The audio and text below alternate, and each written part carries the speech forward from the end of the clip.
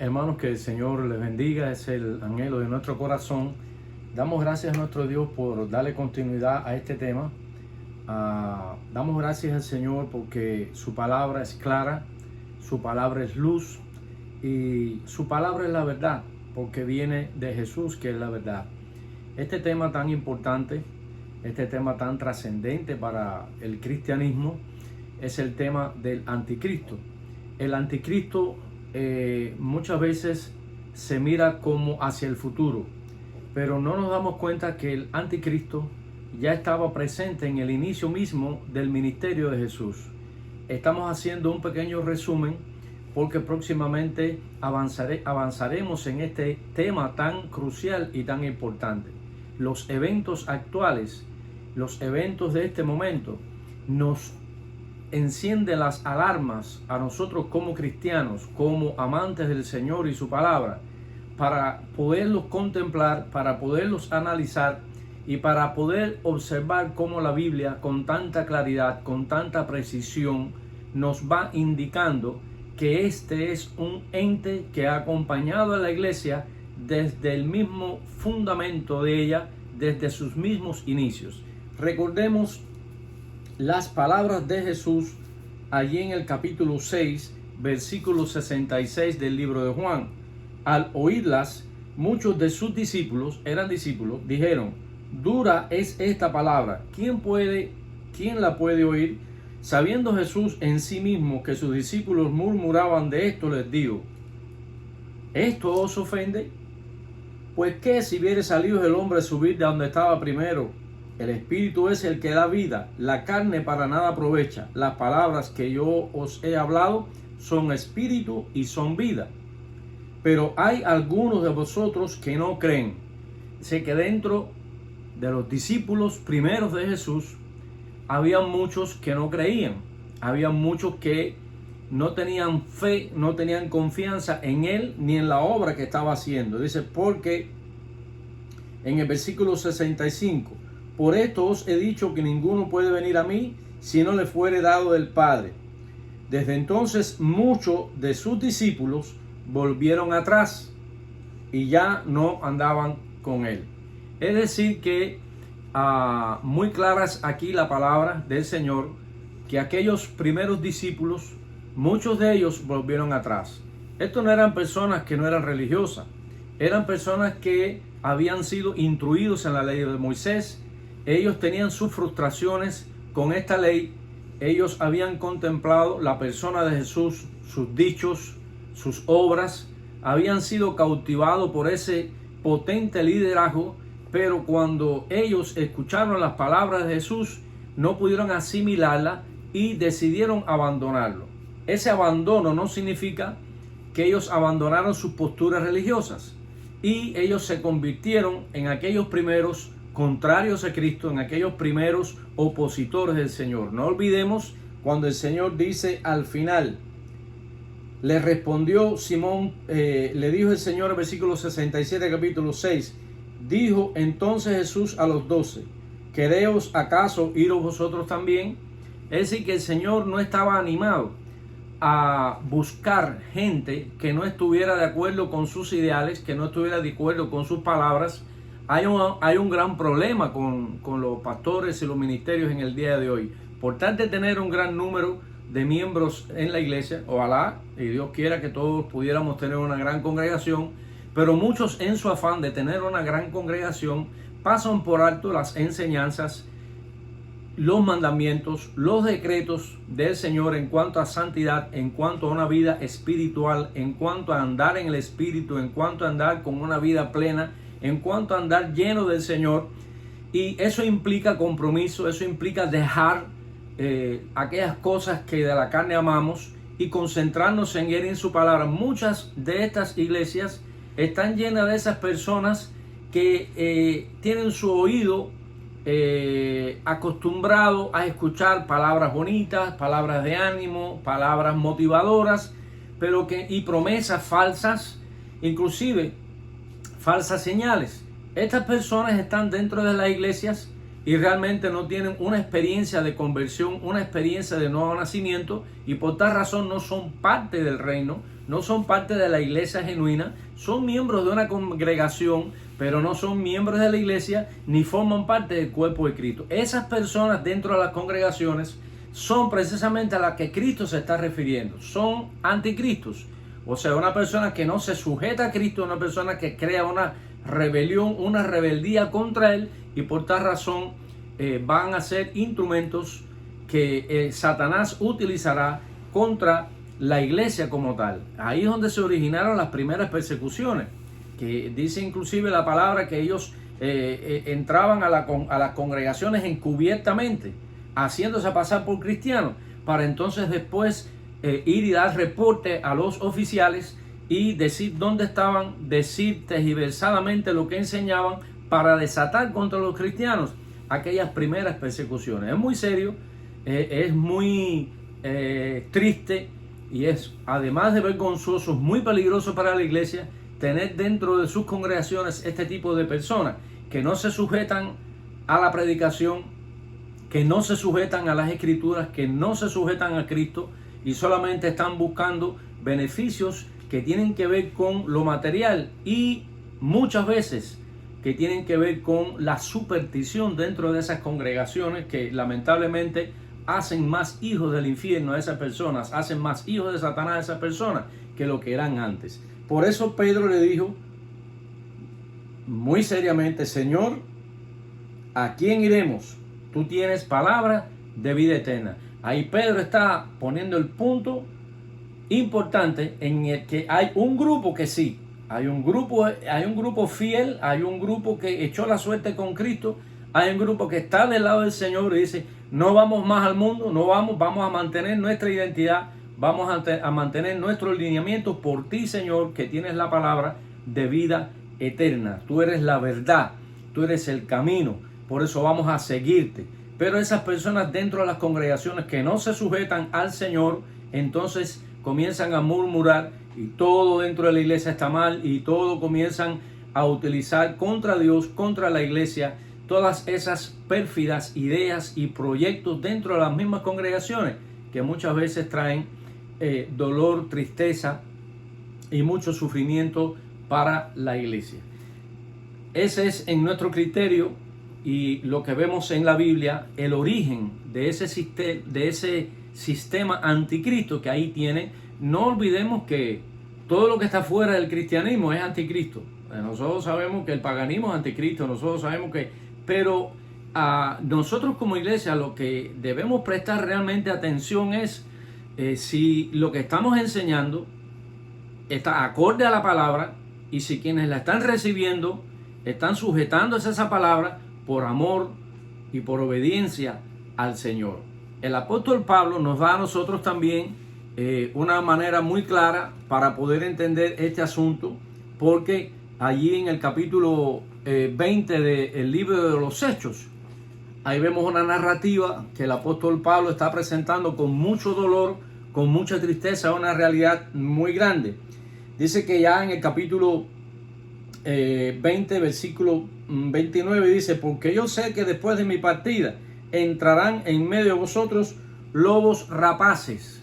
¿Quiénes son esos lobos rapaces? Son falsos cristianos que están utilizando la influencia, el poder, el buen testimonio de Pablo para, escudándose detrás de él, comenzar a hacer una obra subterránea, una obra falsa para desviar a la gente de los verdaderos postulados del cristianismo, que tienen que ver con la santidad, con la obediencia, con la entrega, con la devoción, con una vida espiritual en el andar de Cristo. Y rapaces significa, o tiene que ver con ladrones, tiene que ver con saqueadores, tiene que ver con aquellos que ejecutan con violencia el robo. O sea, cuando dice que vendrán como lobos rapaces, quiere decir que vienen con violencia a robar, que vienen con violencia a sustituir la sana doctrina, a sustituir el mensaje maravilloso del amor de Dios, a desviar la atención de la persona de Cristo, que es sobre la que se establece como fundamento del cristianismo, y de ellos como apóstoles, que ese es el fundamento de la iglesia. Y estos falsos cristianos, falsos líderes que vendrían como esos lobos rapaces, que vendrían a expoliar la iglesia, que vendrían a ejecutar con violencia y con iniquidad despojar todas aquellas cosas valiosas del cristianismo. Eso todos nosotros lo entendemos, eso todos nosotros lo podemos asimilar, lo podemos entender. Esta introducción en el repaso que estamos haciendo nos debe llamar la atención, porque muchas veces escuchamos muchos criterios acerca del anticristo, muchos criterios, muchos libros, muchas interpretaciones, pero hermanos, yo les exhorto, yo les recomiendo que ustedes lean los textos de los cuales estamos hablando, y efectivamente nos vamos a dar cuenta que el anticristo es un personaje que surge dentro de las filas de aquellos que se congregan, de aquellos que no se sujetan a la palabra de Dios, aunque tienen el conocimiento de ella, y comienzan a establecer un cristianismo alternativo. Bueno, conocemos la parábola del Señor. Recuerden, allí en el Evangelio de Mateo 25, 1 al 13, habla acerca de la parábola de las 10 vírgenes. Ustedes léanlo.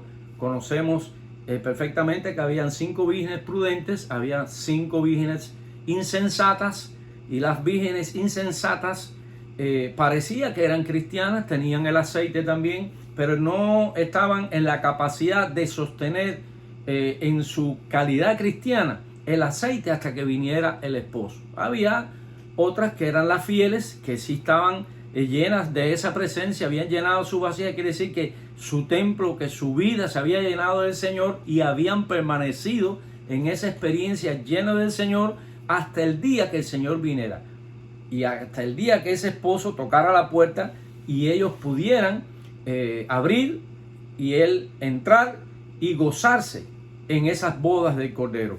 Qué cosa más extraordinaria, ¿verdad? Las otras quedaron fuera. Cuando nosotros observamos ese pasaje, tiene unas connotaciones proféticas extraordinarias, porque eso significa que cuando el Señor venga, quien no esté preparado va a estar fuera y nunca más tendrá oportunidad, donde será el lloro y el crujir de dientes, pero eso es un tema para explicarlo más adelante. También está la otra parábola que está en el capítulo 13, versículos 2 al 30, lo conocemos, que es la parábola del trigo y la cizaña. Es decir, que el trigo es el cristiano fiel, la cizaña es aquello que parece trigo pero que no lo es. Pero cuando el Señor le estaba hablando a sus discípulos, ellos dijeron: Señor, ¿quiere que saquemos la cizaña del campo? Él dijo: no, dejen la cizaña, no sea que al arrancar la cizaña arranques también el trigo. Eso significa que paralelamente en la historia, desde ese momento, el Señor le está abriendo los ojos a los apóstoles, que ellos estuvieran claros que todo el que vendría, aunque dijera Señor, Señor, no entraría en el reino de los cielos. Inclusive hay otro texto que dice: Señor, en tu palabra echamos fuera demonios, hicimos milagros, hicimos tantas cosas. Y el Señor le dijo en aquel día: apartados de mí, porque nunca os conocí, hacedores de maldad. Quiere decir que en el camino de la historia del cristianismo iba a haber un cristiano fiel, iba a haber uno que parecía ser cristiano, pero que no lo era. Esos son los anticristos que habla Juan en su primera carta, y dice: hijitos, ya es el último tiempo. Dice: habéis oído acerca del anticristo. Ya el espíritu del anticristo estaba en ese tiempo. El Espíritu Santo hace nueva la criatura. El Espíritu Santo hace que una persona nace de nuevo. El espíritu del anticristo impide ese nacimiento, y el espíritu del anticristo establece un falso cristianismo para engañar a los que están dentro de las filas auténticas, y van a desarrollar un proyecto seco, sin vida, para distorsionar el mensaje del Señor a ese campo que es el mundo en el que está siendo predicado el Evangelio.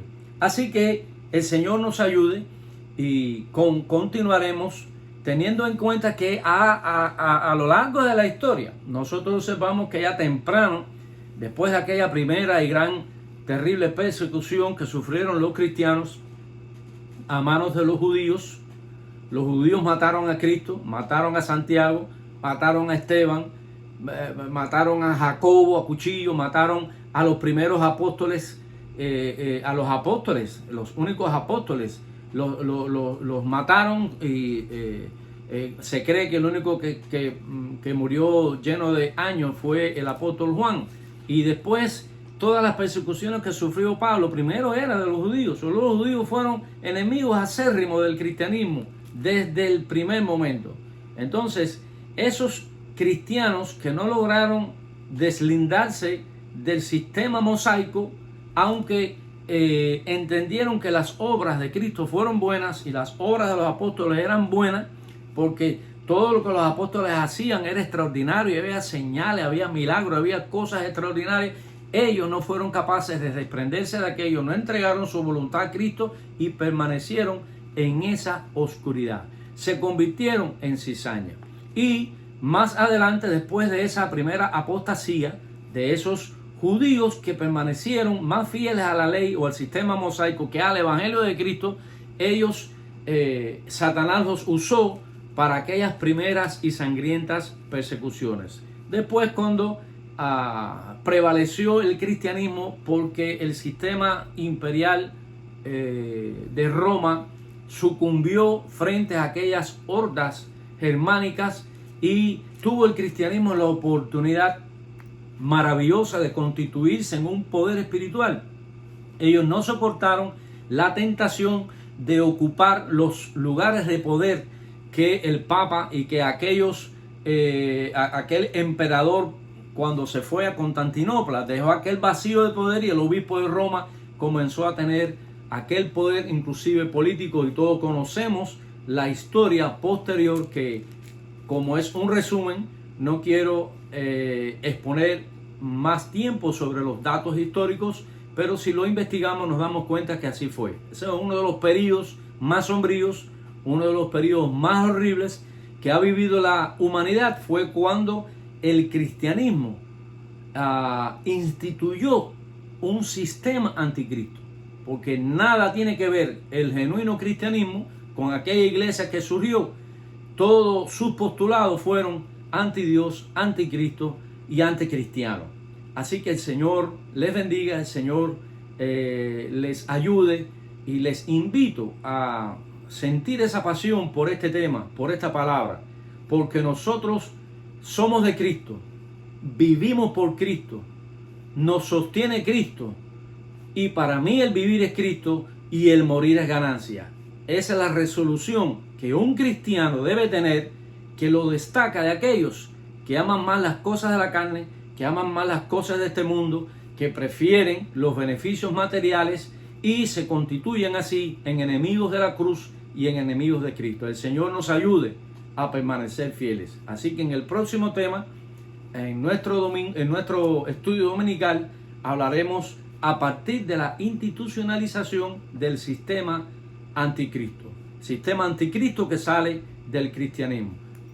Comprendimos que efectivamente todo lo que no viene de Dios forma parte de ese mundo, teniendo en cuenta el paganismo, el secularismo, que es anti Dios, anticristo, y muchas veces, y la gran mayoría de las veces, anticristiano, anti Dios.